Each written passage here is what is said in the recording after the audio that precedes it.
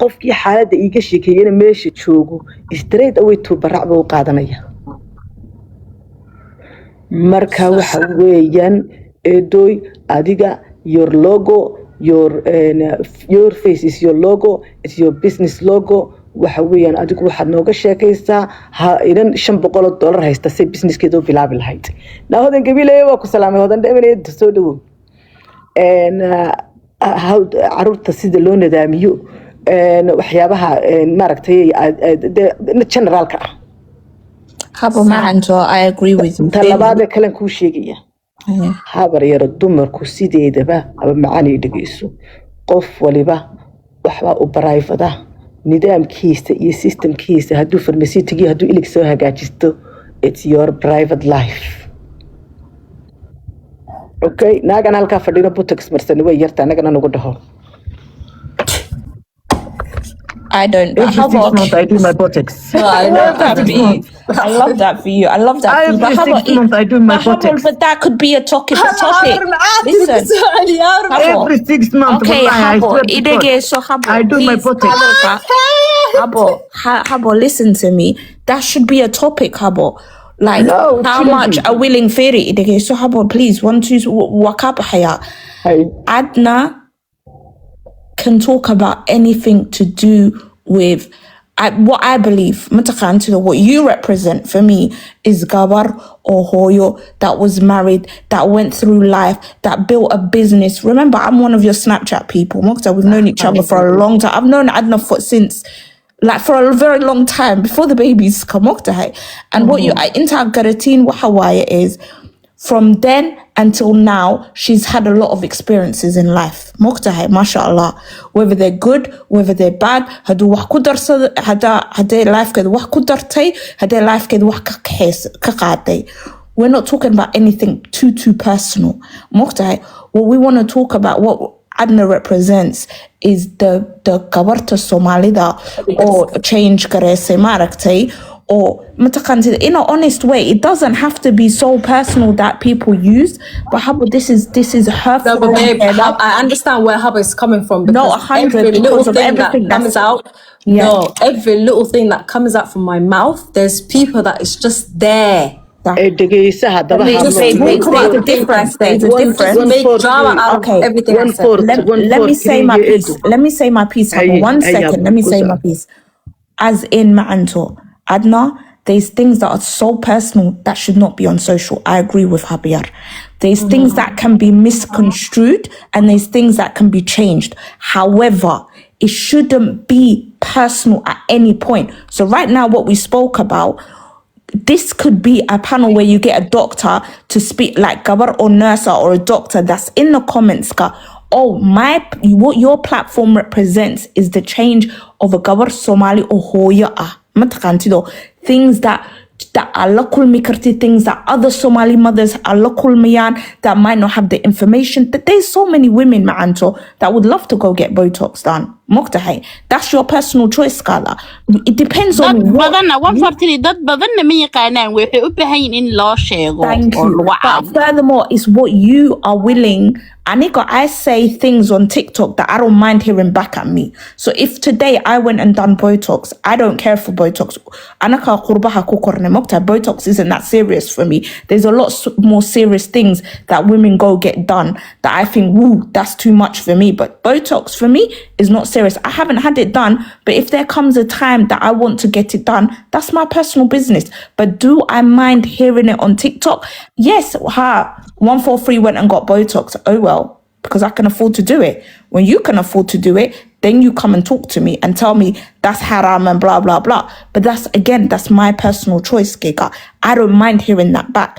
So Adna, you choose your subjects, Kada, that you don't mind hearing back to you. Mokta, things that you don't mind, but is going, that you know, qofu kafa idena, qofu ufa idena, gabar walid dalinyaro o hoya ba hai.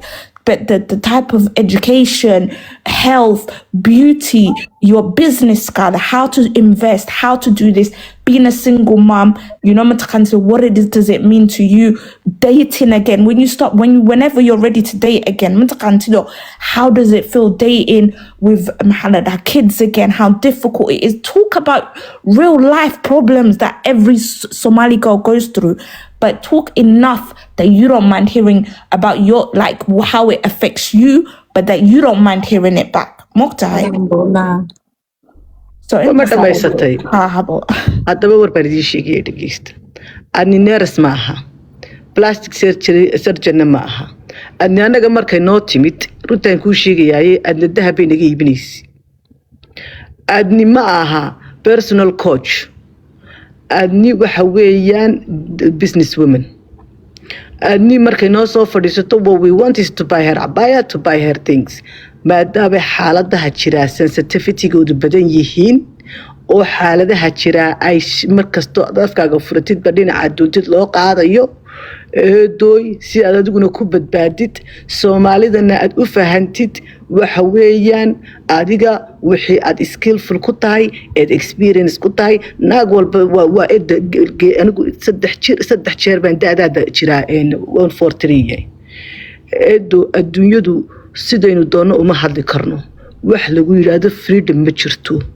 adduunkan lagu leeyahay freedom of speech iyo free country Europe qurbaha leh America leh waxaas kama shaqeeyaan wax walba limit iyo xad baa loo saaray hadda ma garatay maadaama eedo xaaladaha qaarkood ay sensitive noqonayaan adiguna platformkan aad taagantay Soomaali tahay wuxuu sheegooda geel laba jir soo mar free advice waa la siin karaa eedo ma hooyo isug geel laba jir soo wada mar naag walba mushkilad way soo martay naag walba nin xun way soo martay naag walba ilmo way korsataa say doontaba ha u korsatee maxaa la yiraahdaa mushkiladeedana qof kastana isaga ayaa xalkiisa maanta dhan haddaan talo idinku wado you will always go through your own experience with your own path with your own timing stage la maraa nolosha qof walba raadkiisa iyo isagu footprintkiisu maraya ayuu dhigayaa marka waxa weeyaan maadaama xaaladaha qaarkood madax xanuun kuu keenayaan adigoo isla wanaag samee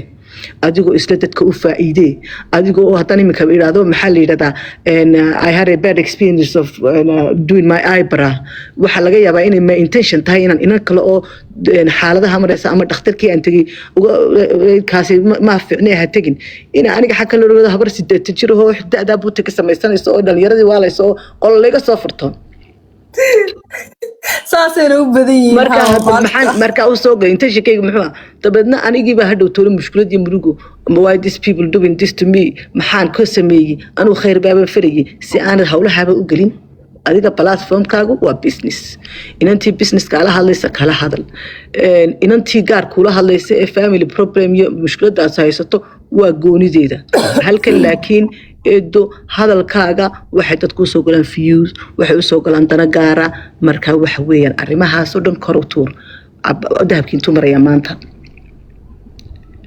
abaayadaas loo baahan yahay maradana fiican business kale aan doonaya inaan sameeyo sidee baan waxyaabahaas adigu aad ku expert ku tahay nooga sheekee simple as that. You know what the problem is? Me and Adna, we work a lot. Moktahay. I need Meshan is what I do to socialize. Hadder I need so I'm not going out, but what am I doing? I'm socializing.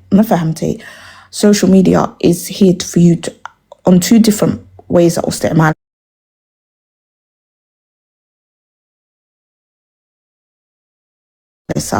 well, for you into our business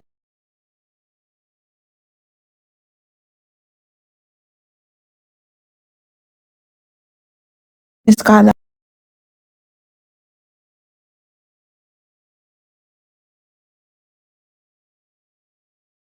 where it allows mothers like us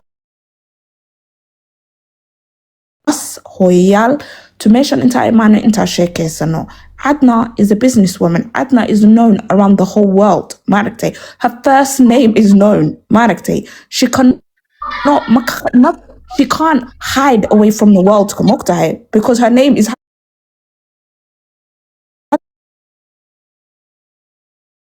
And this is what I was trying to explain to her before. Don't get sucked into the galaha but what you can use the platform for share call, for thingy, but in a good thing that so like you're there to socialize, but is also helping people. And kindness is a choice. That's something kindness is a choice. If you are a kind person, marakte is a choice that you made. If you can show the world your kindness, but not in our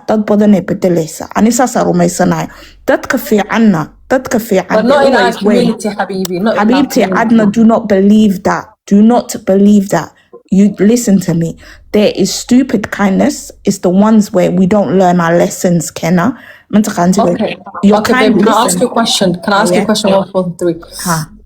Have you ever seen somebody on social media, like you have known me for years, like you said, some of you, you've been following me for years. Yes, I know you on a personal note, but you don't. I can't tell you my name on here. But carry on.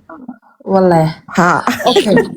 You have seen the amount of good stuff I posted on my social media, especially on Snapchat. Somehow, the amount of things I talked about, the amount of experience I shared with my followers.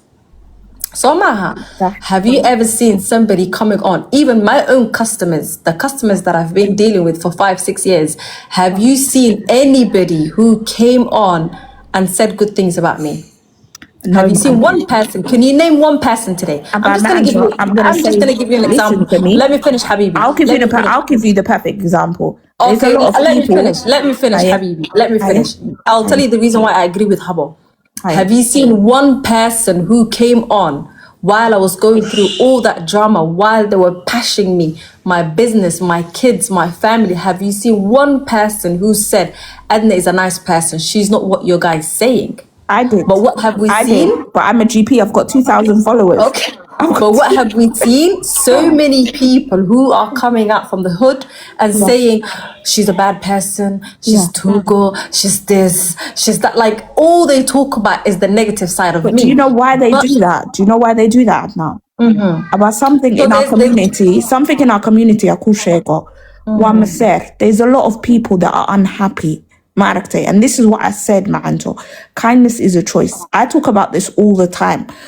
There's a lot of Somali people that care, Ma'anto. They go through things, and rather than and also in 143 a lot of people waxaa jooga Snapchat-ki ka hadli karin oo waxaas ka dhihi karin ku daawan jiray ciilku qabeen maanta TikTok heleen meel ay kaaga hadlaan heleen. Okay, but Habibti, so why am I wasting my energy? Like, but you know why that is? Do you know why that is? I feel sorry. Listen to me. I feel sorry for people like that. Manta, as a woman, you're not supposed to compete with others. Compete with who you was yesterday and do better for yourself. Ilaha barizaqa bixiyo. Mataqaantido. Adna, I remember markay hal u gadin lacagteeda save garan jirtay ee Dahab ka tartiib, she made her money to build her business together. Maragtay. Ilahi ba rizaqa u badiyay. Ma fahamtay? Ilahi inta u barin lahayd. Qof kasta intuu barin lahaa. Maanta who I am today, there was a time I was in temporary housing.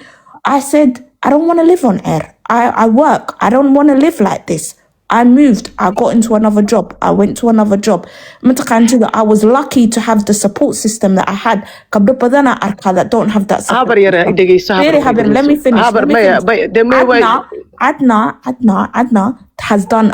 Adna, anaka dadki hore that I've known her for years. There's people. I don't have a big platform. Adna was amazing, mashallah. I know Adna's a kind person. Adna is somebody who worked hard for what she has. There are a lot of trials and tribulations.